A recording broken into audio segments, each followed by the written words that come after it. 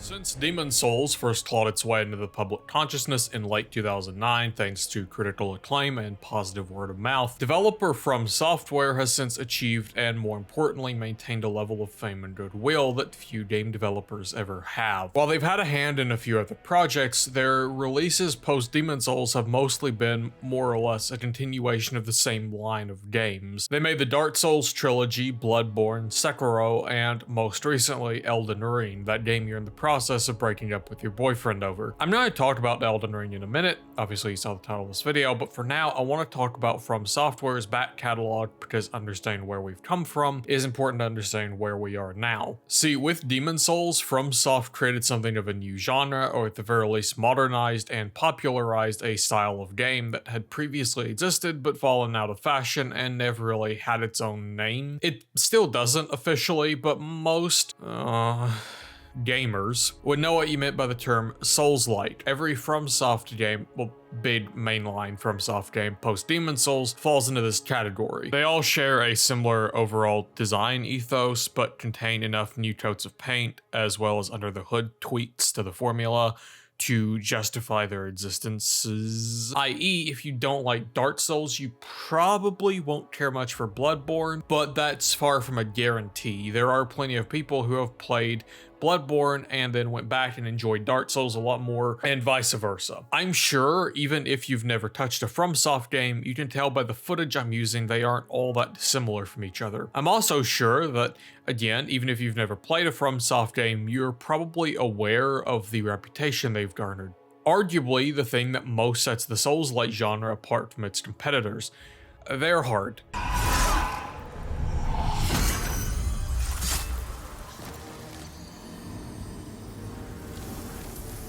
Watching this, you probably believe this is the part of the video where I dispel this rumor and say, no, actually FromSoftware games aren't that hard, you just have to get the rhythms of the enemies down, and then say something about ethics in games journalism. But the fact of the matter is, these games are hard, very hard, harder than me on prom night. Enemies, even lower level ones, hit like a truck. Healing is very limited, bosses do not hold back, and whittling their health away can take several minutes where your life is always 1 or 2 hits away from being over, and when, not if, it is, you will be returned to the last bonfire, lantern, site of grace where you are safe. Your only options being to make the long dangerous trek to try the boss again, or quit.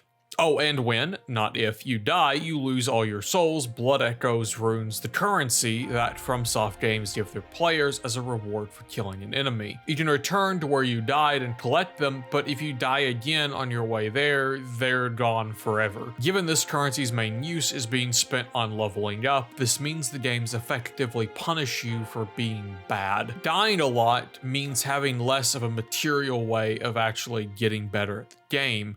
You can't put those points toward more health or stamina, you have to get better in order to make your character better.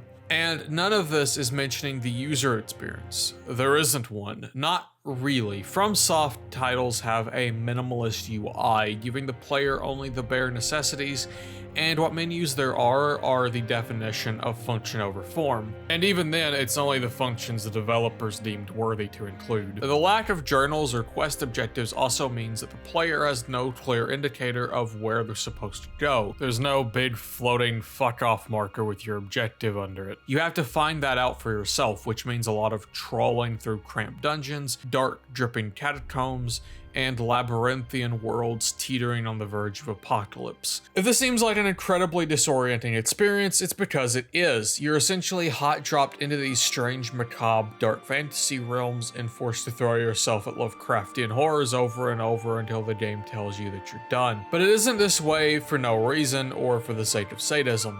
As with everything, Souls games, with the exception of Sekiro to a certain extent, don't make learning the story easy. Not only does this add to the enigmatical feeling of playing these games of feeling like an alien in a foreign land, or more accurately, a dead man come to life, it presents yet another challenge. While a little plot is present, has to be gleaned and pieced together from the scattered few friendly NPCs and their cryptic dialogue, the item descriptions on weapons and armor, a cutscene or two here and there, and occasionally you get so down bad you have to start looking at the environment and boss designs. Only the bravest, most dedicated artists amongst us will even attempt to form these vague illusions of a story into your comprehensible narrative. But we salute them because, just as with any other piece of art or media, the story does usually have some impact on the themes of the piece of art or media. This part wasn't really stripped. In Dark Souls, for instance, you're undead and cursed to eventually become the living embodiment of the NPC meme, a process known as going hollow. You, of all people, end up being responsible for the fate of the entire world. You find yourself tasked with ascending to Anor Londo, the city of the gods, to find that they've mostly all gone hollow, at which point kill them and sacrifice yourself to reignite the first flame, thus buying more time before the world descends into the Age of Dark. Or take Bloodborne, my personal favorite FromSoft game, except maybe Elden Ring, but we'll get into that. Pulling heavily from Gothic literature and architecture, as well as the cosmic horrors of H.P. Lovecraft and Junji Ito, Bloodborne tells the tale of a hunter who, after receiving a strange blood infusion, must endure the most traumatic, horrifying ordeal I can think of.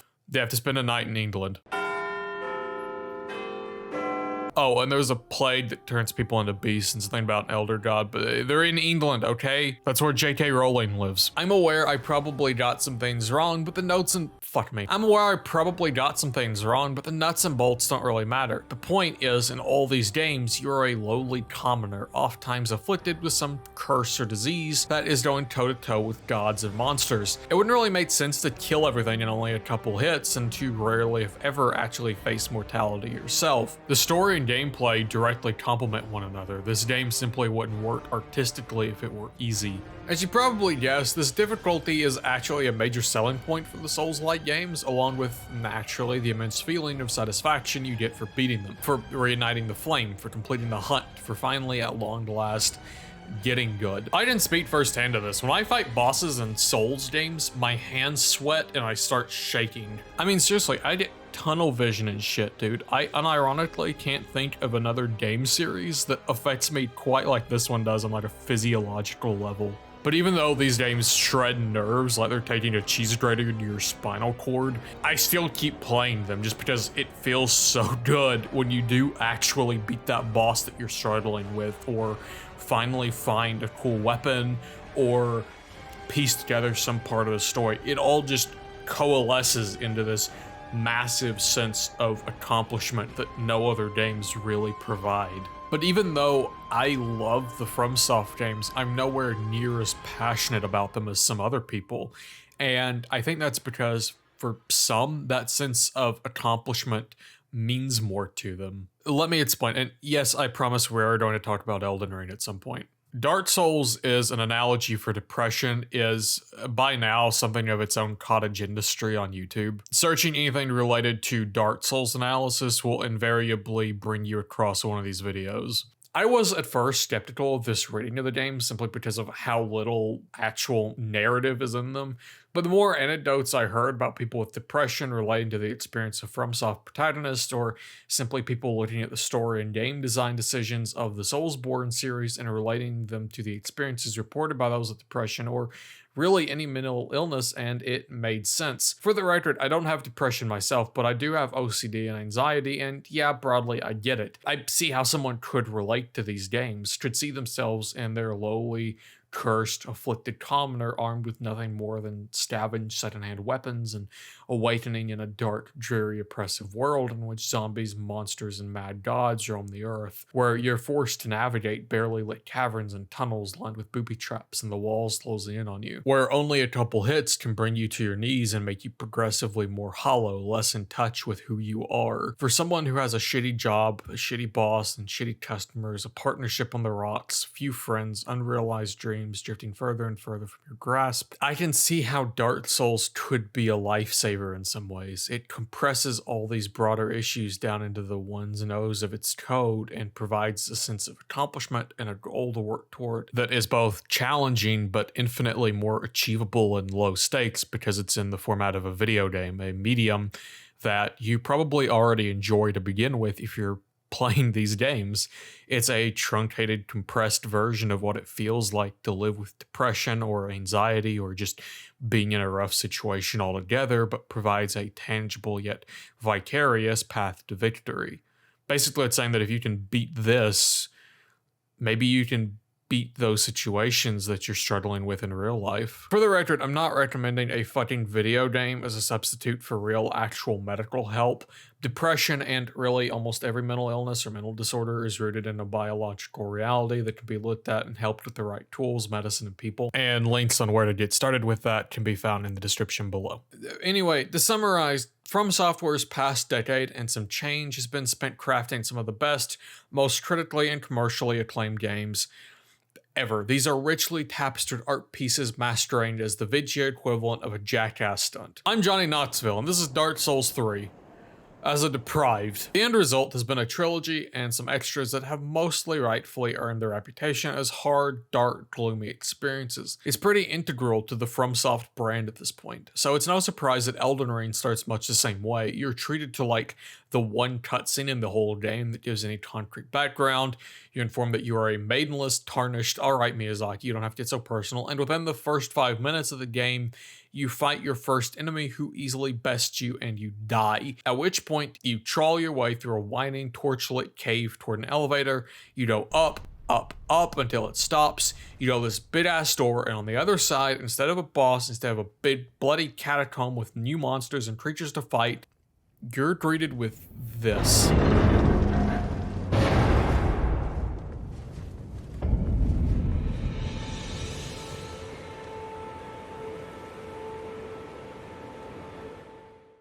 As a FromSoft veteran, to some extent, this was big. It feels more like the opening to Breath of the Wild or Fallout 3 or 4 than a FromSoft game.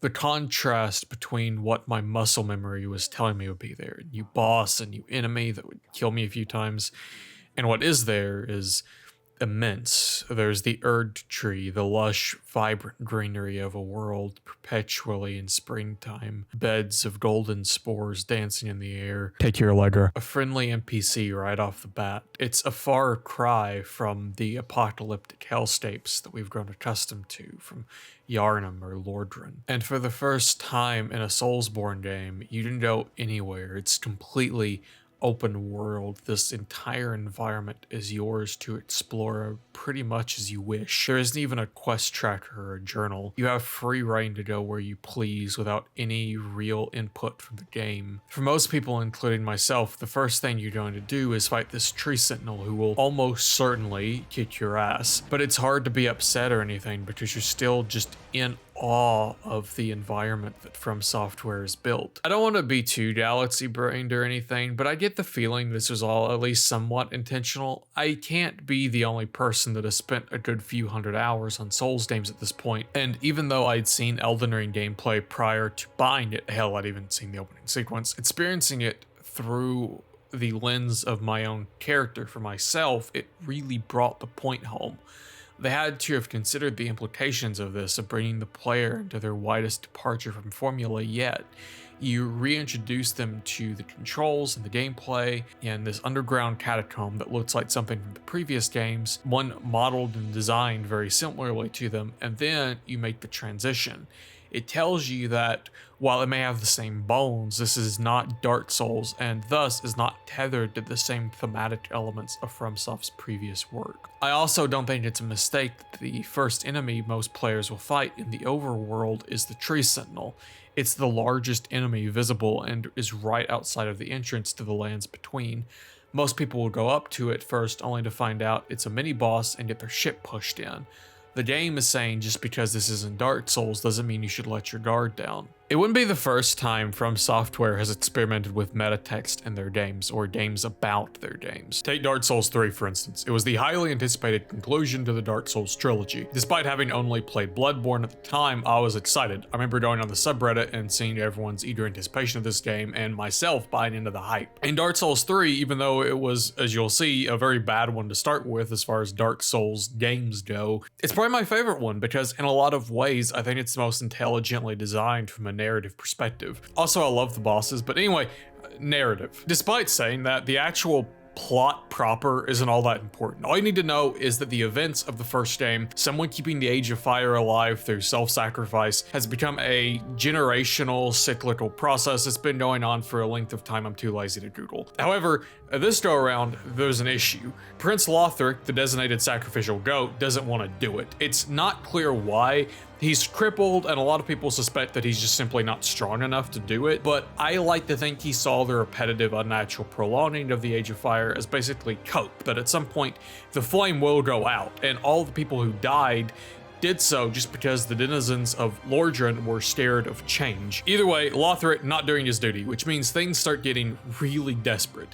You play as an Ashen One, a person who failed to become a Lord of Cinder, or one of the people that sacrifices themselves to keep the Age of Fire alive because they tried and, for whatever reason, were deemed unworthy by the flame. And suddenly, you're alive and you're being told you have to try again because that beta bitch cuck Lothric is too busy, I don't know, fucking his brother to be bothered. I mean, look at this shit. You can't say it's not at least subtext. I find the plot for Dark Souls 3 so compelling because it allows a narrative reason for having the player return to a lot of locations from the previous games, especially the first one. After all, if you're just the latest in a long line to repeat the sacrifice of the Dark Souls 1 protagonist, it makes sense that the two of you will have paths that at some point intersect. On paper, this is kind of worrying though. It would be really easy to use this opportunity to just jack off Dark Souls 1, but it doesn't. It doesn't point to Andre the Blacksmith and say, remember him, while soy facing. You go to the same places, fight some of the same enemies, encounter some of the same artifacts and weapons, but things are a little off. Take Anor Londo, the city of the gods in the first Dark Souls. In the original, it was bright and vibrant and golden and alive, and in Dark Souls 3, it's gray and hazy and empty and barren and honestly kind of scary. It feels like you're walking through a haunted house, like you aren't supposed to be here, like you stumbled into a section of the game that the developers cut last minute but didn't completely remove from the code, and here you are in the back rooms. The boss here makes things even creepier. Gwendolyn, the fan favorite boss from the first games, is having her corpse eaten by a giant parasite creature. It puppets her lifeless body around like a kid playing with an action figure. Fittingly, it's one of the easier bosses in the game. Dark Souls 3 refusing to mind off, just uncritically wallow in its own nostalgia. I love that, because what it says in effect is that you've been here before, and that you've beat this battle. Don't go back to it. Don't want to go back to it, except things are different now, but that only means that you're still here and that you've won. So despite being a bitter, dour, self-referential to the point of self-hatred piece of work, Dark Souls 3 is ultimately pretty hopeful. Back to Elden Ring.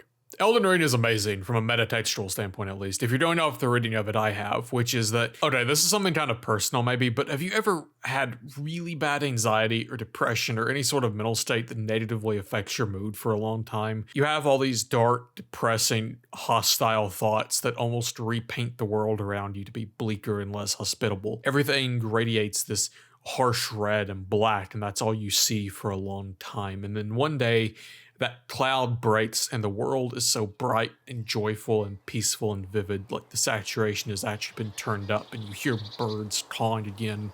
You see butterflies, there's a gentle breeze, and for the first time in a long time, you're just glad to be here, glad to be alive. That's what, in a lot of ways, playing Elden Ring feels like for me. It feels like that moment where things are better again, like you've been in that dark place for ages and now you are outside again and you're just being reintroduced to the world and you aren't looking back because you've done that and you've seen what it looks like back there and it's terrifying.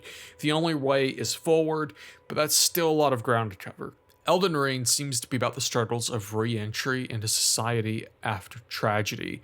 It's not always easy. There are still challenges. There are still Godric the Grafters to burn the flesh off you with a dismembered dragon head. But unlike previous entries in the series, you don't have to just keep throwing yourself at these hurdles.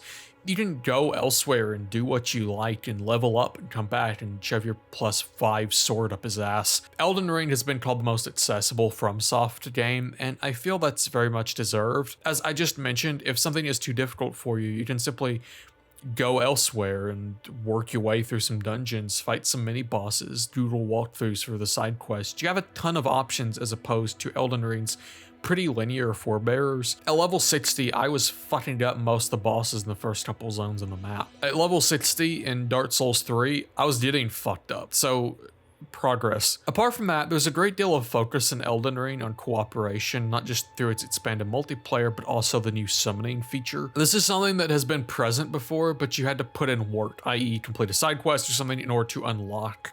And it turned out to just be like one NPC that you can summon to help on one specific boss. But now you can do this basically whenever you want, apart from a few zones. Summoning is basically now just a casting spell, more or less, and as such can be leveled up and enhanced. And these guys, combined with Torrent, the horse that you get incredibly early on, it makes you feel like you're never truly alone. It removes a lot of the isolation, and even when you're in the more daunting areas of the game, Caleb, it's still a much warmer and friendlier experience as a result. Elden Ring's story, same as every other game in the series, is pretty cryptic, and I should note, I haven't finished it, so something could happen at the end that completely renders this video moot and invalid as a piece of criticism. But what plot I've been able to gather, it seems much less bleak than Dark Souls or Bloodborne, where the best ending is you getting your head lopped off and waking up. It's more about restoring the land to a time of peace and claiming your position as Elden Lord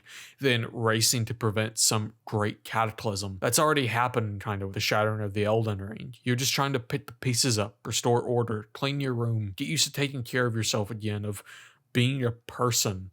Whenever I watch a horror movie, I can't help but feel like they should have a sequel where the character has to readjust to witnessing the awful shit that happened. How does Raiden cope after what happened in The Exorcist? Where does Christiane go at the end of Eyes Without a Face? What about Ash in the Evil Dead remake? All her friends are dead. She doesn't have a fucking arm. I can't help but feel like Elden Ring is kind of a glimpse at what that kind of story would be. There's this odd, calming tranquility to a lot of it, even when you're getting mauled to death Revenant style by those giant werebears or whatever. The music and the atmosphere is just such a breath of fresh air and gives you the feeling that no matter what you've been through and the challenges you're facing now, there is hope. The world may be ugly now, but that doesn't mean tomorrow won't be beautiful. After all, there's probably Elden Ring DLC planned. So happy just to be alive.